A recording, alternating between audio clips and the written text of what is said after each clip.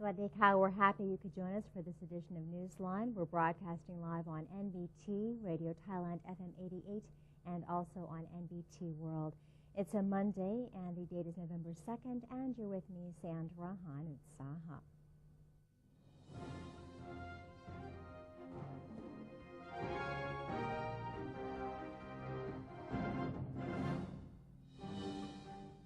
Welcome to today's segment of Thailand Moves Forward. Just a quick announcement.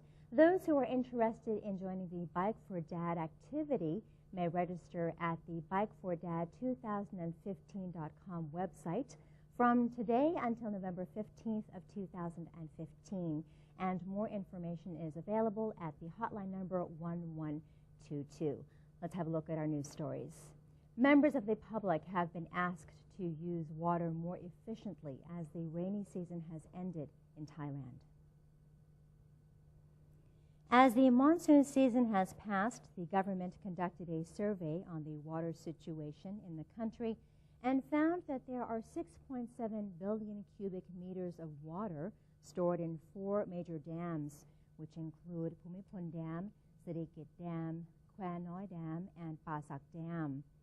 However, the amount of water that can be used for consumption is only at 4.24 billion cubic meters. The government said the anticipated demand for water in the year 2016 is approximately 3.5 billion cubic meters, which leaves exactly 747 million cubic meters of water for the country to manage risks such as severely unexpected drought. As a result, the government is asking that everyone in the country use water in the most efficient way possible. A bike riding activity has been held in honor of Her Royal Highness Princess Maha Chakri Sirinthorn on the occasion of her 5th cycle birthday anniversary. The event, which was presided over by Transport Minister Akom Thempithya Phaisit, saw more than 2,800 cyclists participating. The opening ceremony took place at Klong Bang Pai MRT station, from where riders started their journey before passing Kanchanabhisek Road, Ratanatibet Road, and Pranang Klao Bridge. The 30-kilometer ride ended at the City Hall of Nonthaburi Province.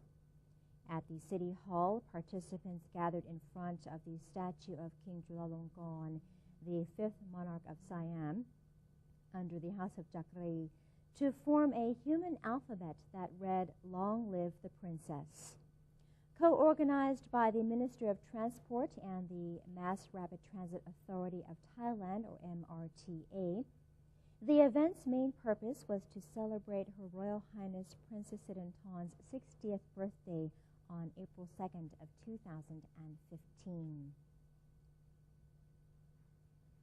Ayutthaya Governor Parayun Ratanaseni revealed following a meeting with all sectors involved with organizing the Bike for Dad event that cyclists from 16 districts of the province will cycle past all important and historical sites. The Bike for Dad event, organized to commemorate His Majesty the King's 88th birthday anniversary on December 5th of 2015, will be organized nationwide on December 11th. Participants in Ayutthaya province will be able to enjoy the beautiful scenery along the 29-kilometer route beginning and ending at the Ayutthaya Government Complex. More than 4,000 people are expected to join the event. The Ayutthaya governor said cooperation from all parties, both members of the general public and officials, is needed in order to ensure safety and route facilitation. A practice session will take place on the actual route on November 20th. Those who are interested in participating can register at the website worldwideweb.bikefordad2015.com or at the Provincial City Hall from November 2nd until the 10th. Participants will receive a pin and a shirt, which will be distributed during a ceremony on December 5th at 10 a.m. The National Legislative Assembly is scheduled to continue the impeachment process against a former education minister this week.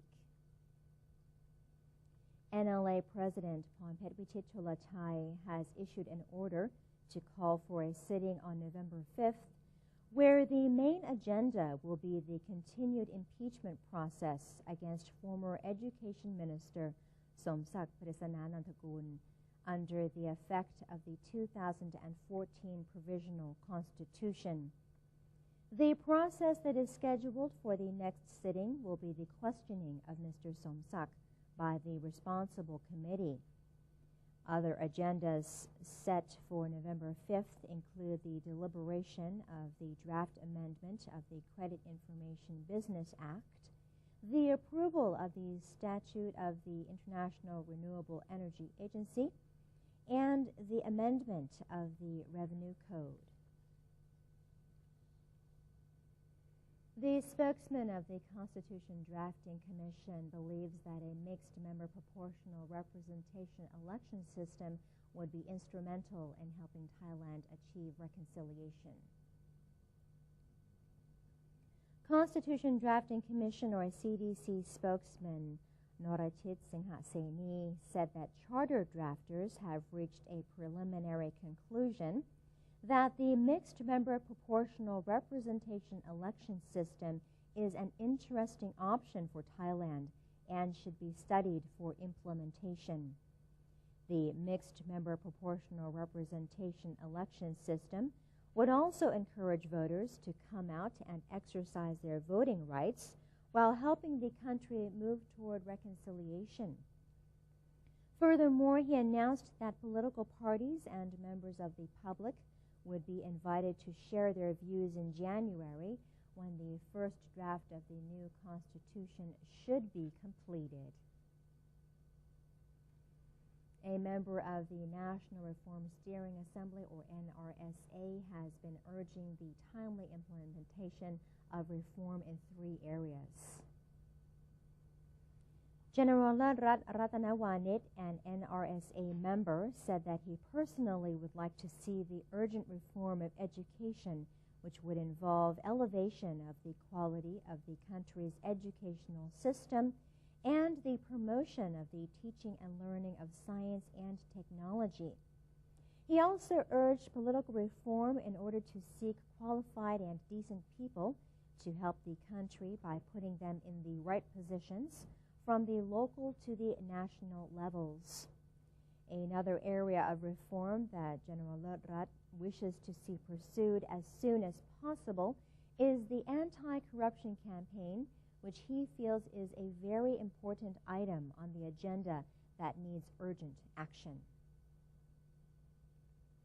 Niagara Falls is considered one of the most incredible natural sights of the world, and interestingly, there is a Thai temple, Wat Ratchathama Wiriyaram, nearby the falls on the Canadian side, where there is a meditation center and a giant jade stone inside the grounds. And NBT World correspondent Joel Gershon recently visited the falls and the temple and has this report.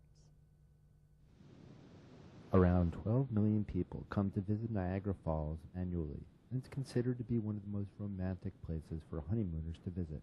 While everyone has heard of Niagara Falls, very few people know that there is a Thai Buddhist temple located close by on the Canadian side.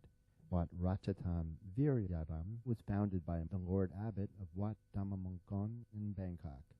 And there are 2 monks currently residing with a Canadian caretaker named Emily Fowler. I've been a volunteer here at this temple for about 15 years. At first I didn't come because of the temple.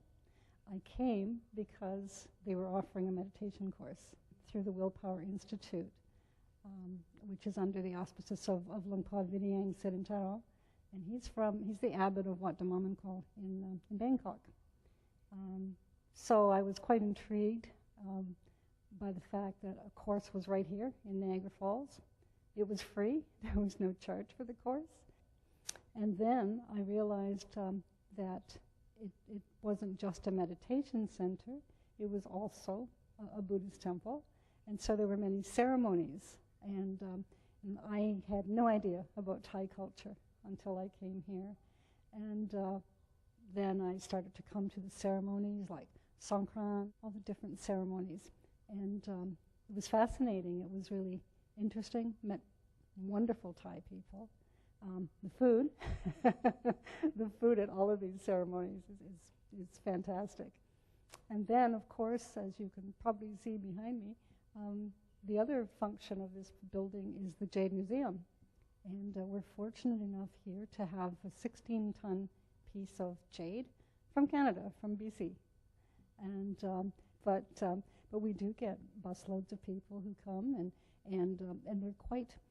I find that most of the comments from people, including people who visit it today, is that they find this a very calming place. It's been a privilege, actually, to volunteer here. Personally, I'm very grateful to Luang Por Vidieng for bringing this course to Canada.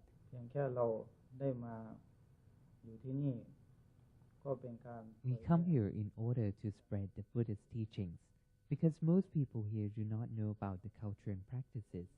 So when the monks come here, there are more Canadians who want to come to study about meditation. In our present-day society, there is much trouble and many conflicts. So the Honorable Abbot decided to organize a meditation course, because if you learn to control emotions, a small conflict won't cause a big problem. So if you find yourself in the Niagara Falls area, besides seeing the magnificent natural wonder, perhaps you want to take a side visit to the local Thai Buddhist temple. For MBT World, this is Joel Gershon. Thank you to Joel for that report. And tourism is starting to pick up in the upper part of Thailand as cool breezes have arrived. Thai and foreign tourists have been traveling to Ban Mong Doi Bui in the northern province of Chiang Mai to get a glimpse of picturesque flowers. Local people are now planting more flowers to welcome tourists, whose number is expected to surge at the end of November. In Loi province, which is also a famous tourist destination in the north of Thailand, a large number of tourists have been seen taking beautiful pictures of fog at Purua National Park, where on Sunday the lowest temperature was recorded as low as 15 degrees Celsius. Meanwhile, in Sakonnakhon province, cattle farmers have to burn straw to keep their ruminants warm. Temperatures on Phupan National Park have dropped to 14 degrees Celsius. Commuters have also been told to be extra cautious while on the road due to thick fog. And that is the end of today's edition of Thailand Moves Forward. It's time for a quick break now, but we'll have a look at the exchange rates and also the commodity prices first.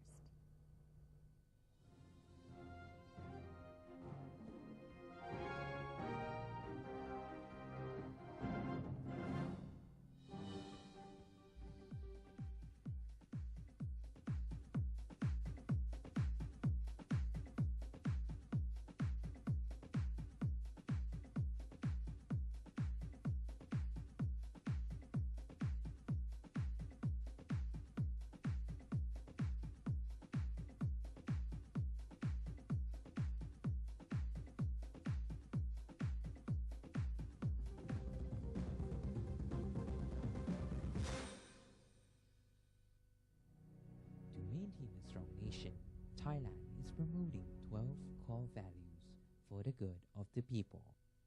The second core value, being honest, sacrificing, showing restraint and determinations in doing good for the majority.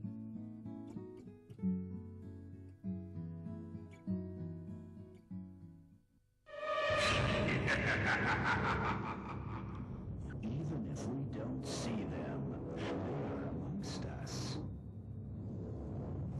And they're hungry.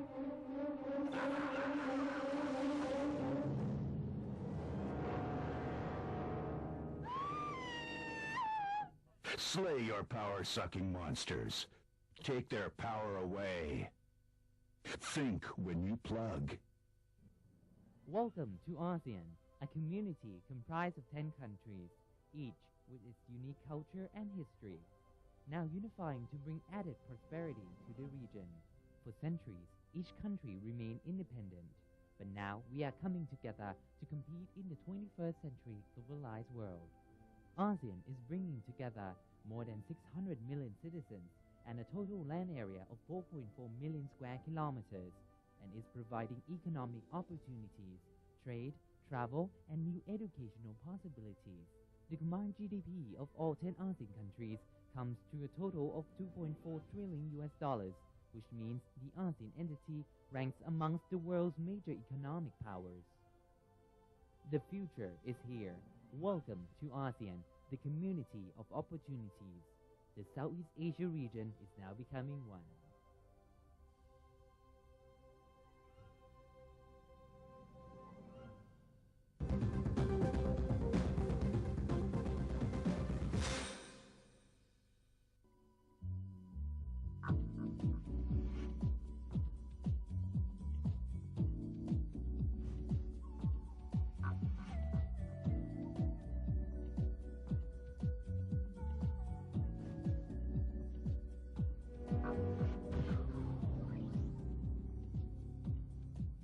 Welcome back. You're watching Newsline.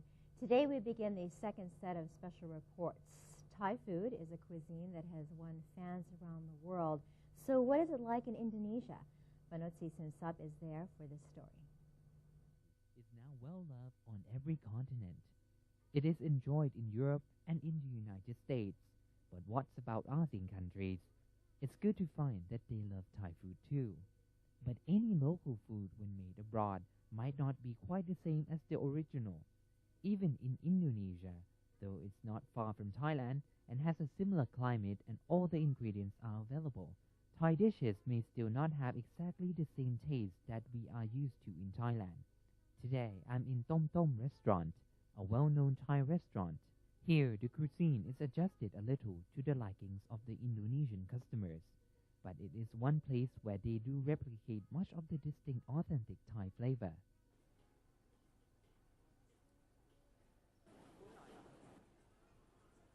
Tastes just like what you'll get in Thailand, but just a little bit sweeter, which is the taste people here prefer. After enjoying my meal, I had the opportunity to meet with the owner of the restaurant. Tom Yam Goong is the famous food here. I mean, in Thailand as well, right? So we think that Tom Tom it's a very friendly name, and it's easy to remember. That's what we serve also here. We are friendly food. Yeah, we are serving authentic Thai food here, and we try to bring the street of Bangkok. You can see like a lot of food served on the street of Bangkok, and we try to serve it here with a different concept.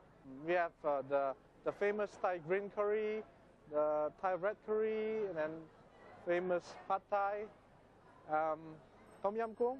Yeah, and also one of our best dishes that accepted by the market here is actually it's a Thai American food called garlic chicken with Thai bits on the top. Yeah, it's pretty famous in the States, and I bring it here and well accepted in the market. Yeah. So it's kind of like a fusion food. Kind of fusion food, yeah. It takes more than just the ingredients to make authentic Thai food. It also depends on what magic the chef can work in the kitchen. Uncle Rong, you are the head chef here. Yes, I am the teacher teaching these young chefs here since the opening of the restaurant and its other branches. I have been training them. You have taught them everything. The other chefs are all Indonesian? Yes, all Indonesians. I taught them how to hold the pan. I train them in everything until they know how to do it. And once they can do it, then my work is easier. So if you're in Jakarta and wish to enjoy some authentic Thai taste, Tom Tom is one of the very successful Thai restaurants here. A great place to check out. I'm Banotsi Sinsap for NBT World in Jakarta, Indonesia. Thank you to Kumpana for that report. And in other news, 4 provinces in the lower northeastern region of Thailand are adamant to establish themselves as special economic zones and industrial clusters. In his capacity as chief of 4 northeastern provinces, including Ubon Ratchathani, Srisakhet, Yasothon, and Amnacharan, Governor of Ubon Ratchathani, Somsak Jangtrakul, said a recent meeting among related authorities agreed that they will ask the Prime Minister for a green light to set up special economic zones and industrial clusters in their respective provinces, hoping to bring sustainability to the agricultural and logistics sectors, as well as create regional connectivity. The decision was made unanimously by provincial governors, chairpersons of chambers of commerce, and presidents of regional federations of industry. The request will be submitted to General Prayut Chan-o-cha on November 12th, which is when the Premier will lead his cabinet ministers to Ubon Ratchathani for an official visit. In addition, Mr. Somsak said the meeting had formulated a strategic plan for economic development, focusing on boosting the locals' earnings through tourism, border trade, and jasmine rice.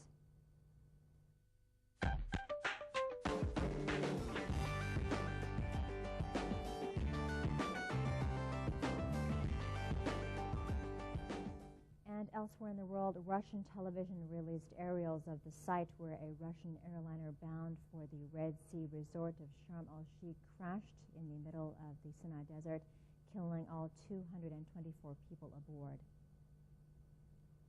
Scattered over a large territory were fragments of the plane and personal belongings, including a Russian passport, shoes, handbags, clothes, and luggage.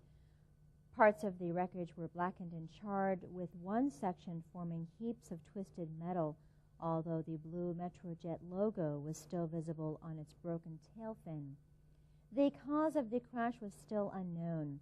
Alexander Neradko, head of the Russian Aviation Agency, said that the fact that fragments of the plane were scattered over a wide area suggests that the Airbus A321 broke up in the air at a great altitude. President Vladimir Putin declared Sunday a national day of mourning for the victims of the latest in a string of disasters to afflict the Russian aviation industry. That's all we have for you in this Monday edition of Newsline. If you have any comments or suggestions, then do feel free to email them to us at newsline.nbt@gmail.com. You can also follow us on Facebook by typing in NNT, and do take the time to check out our website at thainews.prd.go.th/en. We're going to say goodbye today with footage of thousands of costume revelers crowding the streets of West Hollywood, while actor Tim Curry is named the city's honorary mayor for the night. For Newsline, I'm San Frahan with Saha. Have a great day and a great week. Sawadee ka.